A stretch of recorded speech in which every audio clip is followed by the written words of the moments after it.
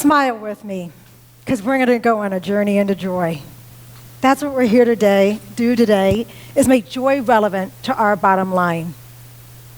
What we're going to do to start this journey is I'm going to ask you to stop fighting the good fight. I know you've been told that that is your relevance in this world, and that that's what you're designed to do. But the truth of the matter is we've fought enough, and we've done enough in this world. The good fight is over. And the real truth of the matter is they don't pay us enough to fight that fight. So listen, like each of you, I know that I've been fighting that good fight my entire life. I feel like I walked off of a playground one day and somebody just superimposed a Superwoman cape on my back. And all of a sudden, I felt like I was designed to fight that good fight, saving my family, a family that was unsafe to love. I thought that I was here on this earth to be somebody's warrior. So much so that when I was 8 years old, I remember saying to myself, I must have been a warrior last lifetime because I got this down good. But the truth of the matter is, as I continued on in my life, I carried all of that fight into the corporate ladder and I exceeded at every level. I was always the top pick for the internship, the top interviewee for the job. I got the job and I got the salary I wanted, but I still had to fight that good fight, see? In the off hours, I still had to fight against racism, and I still had to fight against sexism, and I still had to fight against ageism, or whatever else they put on my table. And here's what I know you know, is once you get good at fighting, even if you try and stop, people show up on your doorstep with a fight. Here, Monika, can you fight my fight? As if I even had time to truly fight my own. And so finally, I realized I had a choice in this world. I had a choice to do something altogether different, because when I thought about whether or not I could keep fighting this good fight and whether or not I had energy to keep doing it, you know that notion that people say you're supposed to lead and live from a filled cup? Every day I showed up at that workplace and they just dumped my cup out and said, now lead and do amazing things. And so I realized I had to be responsible for myself. So I sat down. And I thought to myself, I wonder if anybody's really figured out how to make this fight, this good fight, work for them. And I thought about my parents. And I thought, what if they got paid for the good fight? Did they ever figure out how to get paid? They're in their 70s now, and I'm going to tell you they didn't get paid for that good fight, and they're still fighting. And then here's the thing I thought about. I thought about my ancestors. And I thought about that fight that they fought so that we could breathe. And I thought, wow, they lived and died so that we could breathe, and we're still not breathing. So I had to make a different choice. And the choice I made was to step in to choose joy. See, in the good fight, they make it so that you have to choose your own joy. And it sounds like it's difficult, I know, because we think we really are designed to fight that good fight. But you have to choose joy because they're never going to let you stop fighting. That is what they call the corporate mindset. That is what they call your success and your advancement in this world. So choose joy.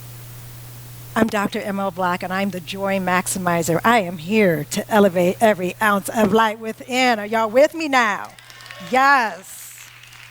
So you might say, Monika, listen, I've got my own battlefields that I stand on. Some of you are going to go to work today, and there's a battlefield there. Some of you know that there's a battlefield at home. There are shadows in your world. And I want to tell you right now, I am not here to dispel the shadows. You actually cannot dispel the shadows. What I want you to know is in light, they are irrelevant. So choose joy.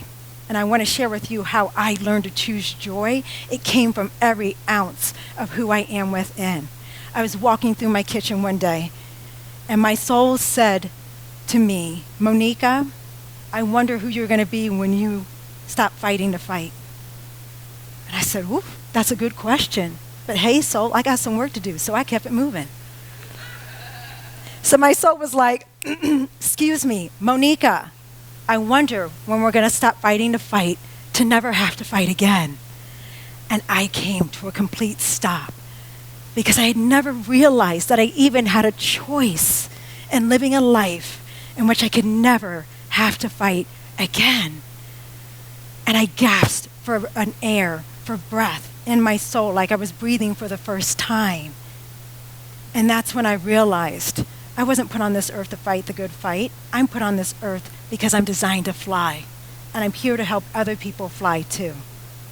So the good thing is, everybody, we can get out of the good fight. And you have everything you need within to jump out of that good fight already. Because the future of work is not going to require us to keep doing more. There's not enough budget, there's not enough time, there's not enough resources. We're already feeling that pressure. It can't be that we're going to climb somebody else's mountain trying to be a leader that we were not designed to be. It must be that we're going to lead from every ounce of who we are within. And the great thing is, hey, this is my little theory on joy, but I'm not the only one talking about it. Now, I don't think that research has all the answers. I think research just helps us to figure out what we already know to be true. But A.T. Kearney has been doing some research, and it was published in the Harvard Business Review. And here's what I want you to know. What they found on joy is so akin to what I'm offering you here today, and your choice in joy that is not outside of you is everything within. They said joy is that which you intrinsically seek. You intrinsically seek joy, which means you are not designed for the battlefield. It must mean that you were designed for joy. The second thing they found is that joy cultivates and creates the most dynamic and powerful human experience that brings us together. Just think about who you are in joy and how you connect in joy. Think about that last moment of joy when you stood and you saw that inward, outward smile of yourself and you saw somebody else in joy. You didn't even have to know what they were joyful about, but you knew that they were in joy. And that is what we have got to bring forward in this world if we want to create a better space for not only our own breath, but the breath of future generations.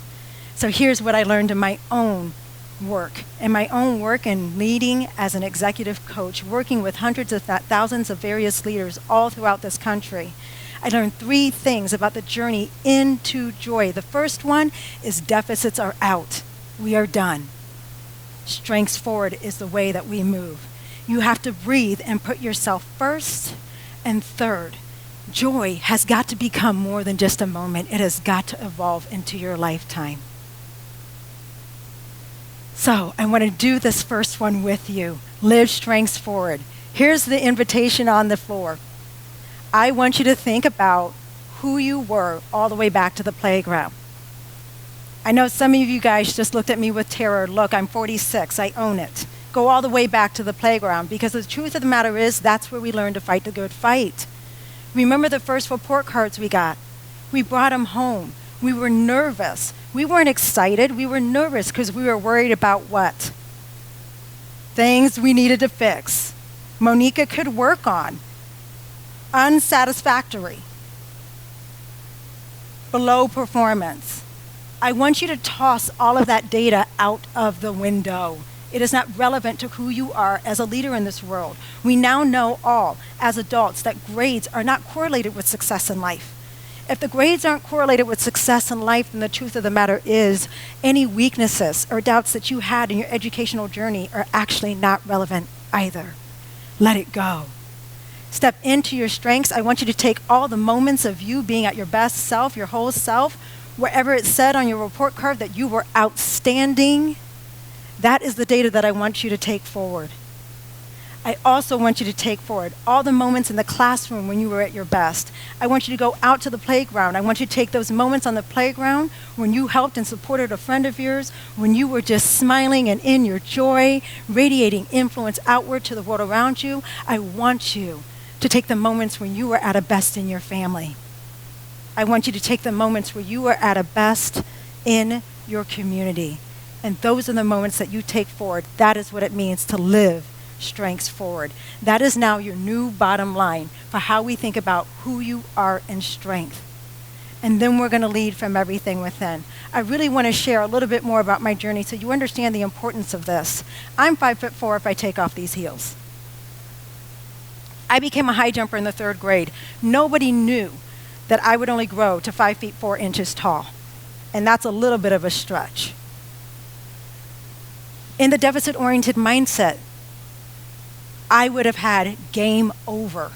The minute I went through that growth spurt and found out it was only going to be a spurt, and I stopped growing at 5 feet 4 inches tall, my game as a high jumper would have been over. But the truth of the matter is I stood in the relevance knowing that I had already won the last track meet, and the track meet before that, and the track meet before that. And that is the data that I stood on to stand in my strengths. All we have to do is turn all that data into joy, and then turn that joy into our wisdom in order to keep moving forward. So how many people can really call on the joy within? Know who you are in joy. See, I only see a couple hands that go up because the truth of the matter is in the corporate mindset and fighting the good fight, we turn joy into just a moment. And we said you had to package it up, put it in a square, tuck it away somewhere back in your memory for you to maybe happen upon it one more time in your life. We've got to touch our joy and understand how it feels again. So we're going to go to something we all know. You guys are going to love me for this. We're going to talk about the joy of food. Ah, there we go. We can touch that joy already. Everybody take a moment. Think about your favorite food. Think about your very favorite food. And I'm already seeing people smile. See, here's the thing. When did you first find out that that was your favorite food? When did you learn exactly who makes your favorite food the best? Was it at grandma's house? Did you find it at a restaurant? Did you realize that the best day to go to that restaurant was on Tuesday because that's when they make it fresh? How many of you celebrate your joy of food? What's the theme song? Hands are going up. I see you. What's the theme song and what's the dance? That is what we know about the joy of food. And if we know that on the joy of food, we also know that we do it on the joy of music, we do it on the joy of sports. We're allowed to have that relevance and that experience and permission to step into our joy on all things outside of us. Why can't we make that true for all the joy that we have within? Who are you inside of you? Where is the joy within? And how do you understand yourself as a living human being, as a leader in this world through your own joy from everything within? That is what we have to do. So we're going to follow the wisdom of joy to higher heights within you. Now that you know your joy on food, I want you to take that smile, that radiant, exuberant energy. You could even feel the room in here kind of shift and lighten up just a little bit. We want to take that moment, and I want you to now think about the joy within. Think about your first time that you experienced joy. Think about the last time you experienced joy. Who are you when you're in joy? That is the data from the other half of your soul that is now relevant to your bottom line. As you think about that joy, here's what else I want to show you about my story. So I told you I was that 5'4" high jumper, and everybody thought that I should have stopped high jumping once I reached my full height. But on my journey off the battlefield and into joy, when my soul said to me, Monika, you're not designed to fight that good fight, and in fact, I want you to think about never having to fight again, I stepped into joy and I gave myself permission to stand in my joy as a subject matter of my own existence. See, in your joy and in your light, you have permission to be you and to be all of you, to not focus on the weaknesses outside of you or what somebody else might be saying about you. You are allowed to stand in that space and breathe your whole self in. And in that space for myself, what came back for me that I had never realized could even be possible is my soul said to me, Monika, by the way, do you know you weren't designed to high jump? You weren't put on this earth to high jump. You were put on this earth to fly. Because see, before I learned how to high jump, I actually was a gymnast learning how to do a back handspring. And I was the little gymnast who couldn't figure out how to keep my hands on the ground. And so I did back tuck after back tuck after back tuck. And I was so high in the air that it was like I was flying. And you see through joy, can you hear and see and feel that pivot? I thought I was here to fight the good fight, but I put it down. So then I stepped into the relevance of, well, I'm here to jump because I can high jump. And I became the shortest collegiate high jumper in this country at one point in my life, many moons ago. Don't ask me to high jump anymore. But once I stepped into joy, I realized it wasn't about the high jump. It was all about me being designed to fly. And here's what came flooding back to me. Not only did I fly off the track field, but I flew in the classroom when it came to science and reasoning. And I flew when it came to organic chemistry. I flew when it came to organic chemistry because I'm here to tell you it was my favorite subject in college. I flew when I took on my first project. I flew when I built the nonprofit, and I flew when I built my company as an executive coach. I am here to help other people fly into the relevance of their soul. And that is how you fly to higher heights, through joy. Because joy is more than just that moment, it is a lifetime. So how many people found one moment of joy that they could remember? One moment, there we go, we're right back in that joy. I want you to take that moment of joy, I want you to unpackage it from its box that it's in your memory. And I want you to take the next moment of joy and the next moment of joy, and I want you to unpackage all those, just burst through the seams of that box, and I want you to realize your flow and energy through joy. Let it wash over you and flip it with inside of you. Go back to that moment of food and that joy outside of you and realize it is now everything within. And let it wash all over you. That is your relevance in this world, and that's how you turn joy from a moment into a lifetime. So here's the thing, the power of joy. When you sit in it and it becomes a lifetime, you have that inward, outward smile. I know that you know those moments because I've already seen it in each of you as I look around the room. But think about the radiating influence that you have in joy. You are able to dynamically impact all those around you just by you being at your best while breathing. The third thing you have through joy is joyful impact. And I want to be clear about this. If I didn't move to joy, I would be deciding to define myself while being a high jumper in this world. And while I was happy to be a high jumpers only have so much impact. You are limited by how high you jump, and you're limited by who else is on the field with you and who's in that stadium. When I decided to step into joy and I elevated into the relevance of me being designed to fly, my impact became limitless. I could just fly over the stadium, you see. I could fly over that one and the next. And so I went in my own life from impacting 250 people a year to 5,000 people a year, to 7,500 a year, to 10,000 a year. And instead of focusing on my title or my salary, instead of focusing on all the barriers and the weaknesses, I simply focus on how many people I can impact through joy. So I offer you the same impact. If you're with me at all, grace and gratitude, step into the relevance of that joy. But I know some of you are thinking, Monika, you already acknowledged that I've got those fights, those good fights back at the office, and I've got those shadows waiting for me at home on the kitchen table. Again, I'm not here to dispel all those, but I want you to know truly, if the people can see your light, then the battles that they're bringing to you, you've already won. See, even though I chose joy, I want to let you know that last year, I had the greatest battle of my life to the tune of $500,000. And it was going to crush the very foundation of my love and my home.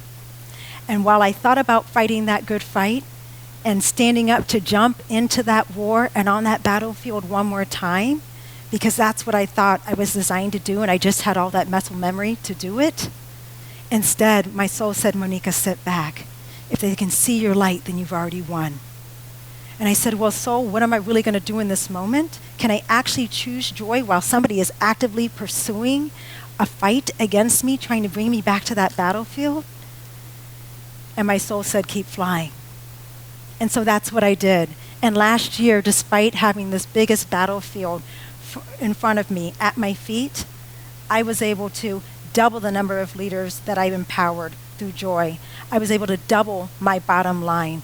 My home is more beautiful and more vibrant than it's ever been. I live in abundance in this moment.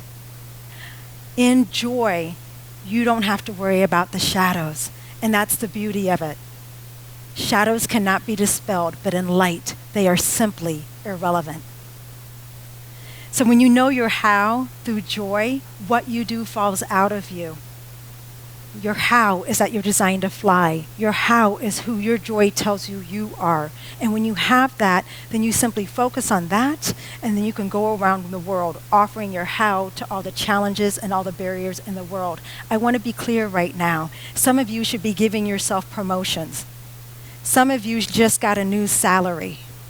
Some of you stepped out of the boundary lines of your family and your community to say that I don't have the positionality to try and help you bring my whole self to this fight. Some of you are designed to fly and can lead and live beyond all of that, creating dynamic power and impact in the world around you. And as you do it, you're going to empower everyone else around you to do the same. So don't fight that good fight. It's not worth it. It's not you at your best. It's not you and your whole self. It's exhausting. And you can never lead from a full cup, trying to serve somebody else's version of a leader that you were never designed to be. You must stand in your joy, choose joy, because that's where you can lead from whole self, and that's where you can wake up each morning and know that your cup is already full. In fact, that's where you know you can live and lead from your overflow. So I invite you, from here on out, as you walk throughout the world from now on, lead joy forward. At least, that's my little theory on joy. Thank you.